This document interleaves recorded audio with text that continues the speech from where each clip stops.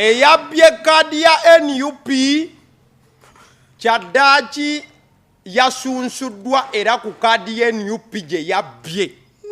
Kati gwe yabbyeko kadi ne bamusunsula nga independenti. Bino byabaddewo mu nnaku ebbiri ezabadde 22 na 23 we babadde banominating aba candidates week eno. Waliwo mwana mulenzi amanyiddwa nga Jamiru Kivumbi. Jamiru yesimbawo mu kamyufu ka NUP. NUP netamuwa kadi. Kadi nejuwa mwana mulenzi amanyiddwa nga Ntamu Alex Kalinzi. Kati Ntamu yabadde yategeka mbu yajja kujja bamunominating ku ssaawa 4.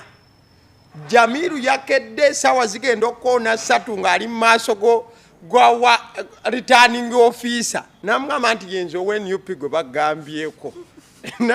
Namuterawo ekipapula nga kuliko omukono gwa David Lewis Rubongoya. Ogulaga nti kadi Jamiru yagikola ki ate nga mufu omukono. Mbu omukono nga mutuufu anti owakakiiko munaye ye yagenze yakutuna guno omukono nga gwa Rubongoya nnyo. Kale tukunominatinze. Kati Ntamu Alex Kalinzi atuuka ku ssaawa 4 n'ekintu.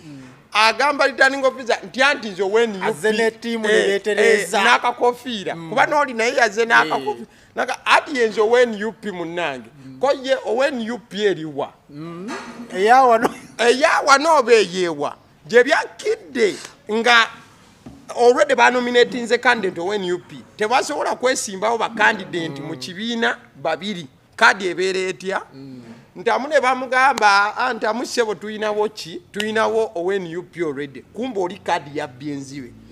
Gye byakidde nga Ntamu ekibiina yakubidde David Lewis Rubongoya namugamba David namugamba Ntamu we babanga kadi yo bagibbye linda muko petition ng'akakiiko k'ebyokulonda tulabe bwe bakuddiza ki kadi yo naye ng'atebula essaawa nga 4-5 nomination zigalewo mu butongo. Kyabadde ekyo kisoboka kuyuzaamu mpapula zino ne bafuna mpya. Kyabadde kisoboka. Ntamu n'atunuulira essimu ya David Lewis Rubongoya n'atunuulira n'ekifo ky'obwa MP. N'agamba ekibiina kaabulengane banonde ku independent. Era Ntamu Alex Kalinzi akabonero yalonze Ntamu ke bagenda omulonderako wadde nga ye Ntamu Alex Kalinzi.